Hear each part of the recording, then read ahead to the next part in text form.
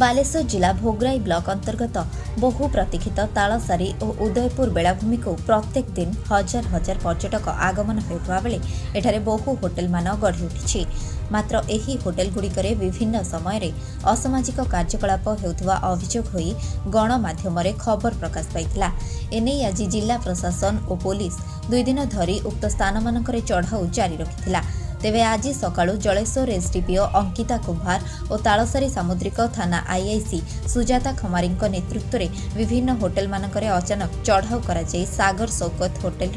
Manager Saddam Sheikh और सागर कन्या hotel manager निरापद Raut को गिरफ करने संगे संगे सागर शौकत होटेल को सील करा जायथिबा जणा पड़िछि।